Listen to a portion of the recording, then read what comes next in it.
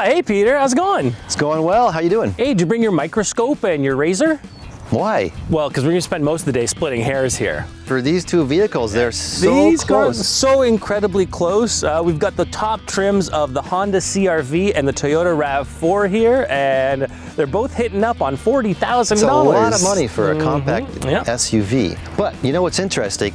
This car started the whole ball rolling about 20 years ago, and it's still the leader in sales in Canada and the US for this category. Yeah, and the CR-V isn't far behind it. No. And so they're both incredibly popular, and you can see why. They're pretty good practical vehicles, and they kind of give everything you want and need for a small family. Let's go driving, and we'll start with the CR-V. All right, let's hop in. You drive. All right. So Jonathan, did you hear that both these vehicles are built right here in Ontario? Yeah, a little bit of Canada proud there. It's pretty cool. I These think popular vehicles. Yeah, I mean the two best sellers in the segment, and so we should be proud about that. Absolutely. And here we are going up a hill in the Honda, and I'm feeling this nice low-end kind of mid-range punch of torque that's taking us up the hill quite effortlessly and quietly, which is what I like about this car. Yeah. It's a small engine, it's only 1.5 liters, but it has a nice sort of relaxed push. It doesn't have the numbers, but it's got the performance where you use it every day. And also, for a CVT transmission, it's very well behaved. It is. Unless you put your foot right to the floor, you never really know it. Yeah. You know, it's perfectly nice interior, fairly traditional, but their embellishments here, they've got a little bit of like imprinted, embossed stitching in the plastic, and it's just kind of like, it's silly. Why are you pretending to have stitching when it's not stitching? And the other thing is that they've got kind of wood panel look. It's just stickers on top of plastic, and it's just, you know, let the plastics be the plastics that they are, and it looks perfectly fine as they are. I don't mind that fake wood, only because it breaks up all the blackness in here. It's like, it could be a coal pit without that. But here we are driving down this country road. It's very quiet, great body control. I love the feel of the steering wheel. And for me, these seats fit me better. I know you felt the Toyota seats fit you better. Yeah, well, the thing about these seats, I had a really tough time finding a good driving position. I never felt like I was in the right position relative to the wheel to be comfortable. Eventually, I found something that was workable, but it still just never felt quite right. Both of them deliver spacious seating, that's for sure. And then the space continues in the trunk. Because they both have over 1,000 liters of cargo space in the trunk. What did you think about the infotainment system, Peter? Well, this is quite dated, I have to say, because Honda has a better one now. You find it in the Accord.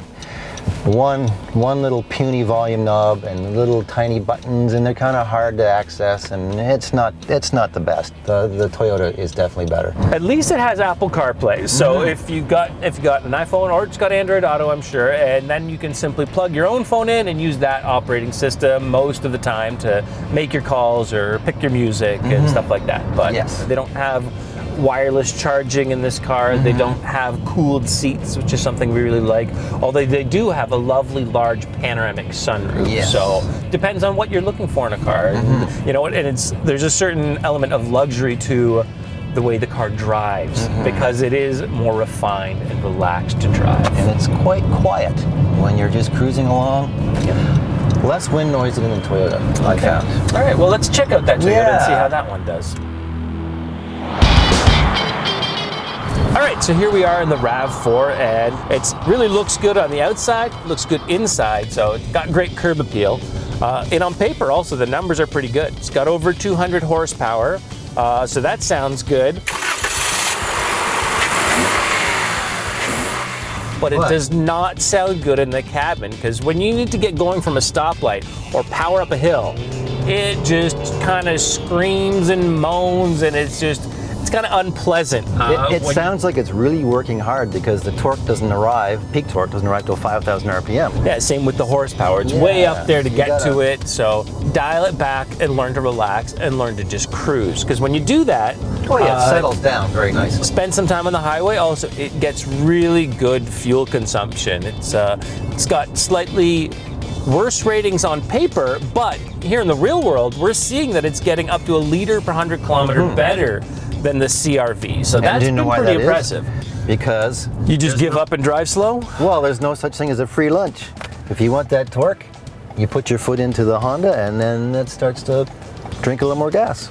The rest of the driving experience is pretty solid. It's got an 8-speed transmission. You won't notice it doing its thing, but then it's comfortable, but also it handles well in the corners. The steering's fine. It's not unnerving like some previous generations of RAV4. Well, this is an all-new platform for the RAV4, and you really feel it. It's much more buttoned down, solid, handles way better, steering's better. It's a way better car than the last one. And both cars have all of the advanced driver safety systems like adaptive cruise and lane keep assist and forward collision alert. And the Toyota also has ventilated seats, which is kind of nice on a day like today. Oh yeah, it's absolutely something. And like the seats themselves are really comfortable. I found them really easy to adjust to. And then you had the cooling or heating for winter, but the cooling in the summer is something really appreciate, and I really like it. Very well marked controls here. 2 large rotary controls for the HVAC. We have volume, we have tuning. It's very good. The infotainment system, one of the things I really love about the native infotainment system in the Toyota is the home screen that has these 3 divided panels where you've got your audio, a map preview, and you can set up your phone favorites, but you can also adjust them to suit the things you use most often. The RAV4 also has Apple CarPlay and Android Auto, which Toyota resisted for a long time, but they're finally coming around, so that's one of the benefits of moving over to this new platform. There's plenty of storage in the cabin, and like the Honda, there's a ton of cargo space. Like in the trunk, when you fold the seats down, there's just, you know what, it's tons of room for all the stuff that your family might need. And both these vehicles probably have some of the largest capacity in this segment. So either one, the Honda or the Toyota, you're going to get maximum cargo space back there. Okay, so we've seen a bit of the differences in how they drive and what they've got in terms of interior equipment and things like that. So what did you think? Which one's the winner for you? Well, like we said, we're splitting hairs, but for me, I'm going with the Honda. Just because I like its smooth, torquey powertrain. I like the seats better, and I just like the way it feels going down the road. It's a little more connected, a little more solid feeling to me. Even though it does drive nicely, that smooth torque, like you said, the RAV4, once you get used to the fact that it just, you know, it doesn't deliver its power as well or as easily, it's a really great drive. It is comfortable, the interior is great, the seats, I love the seats in the Toyota much better, and the efficiency at the end of the day was amazing, that it really delivered on that front. So for me, it's the one I'd pick for And you're for a bunch of representing the reasons. market, because this is outselling the Honda at this point. We agree to disagree, which is fine because these two are so close. They're almost twins. Yeah, take your pick. You got a winner. For Driving.ca, I'm Peter Blakeney. And I'm Jonathan Yarconi. Don't forget to subscribe.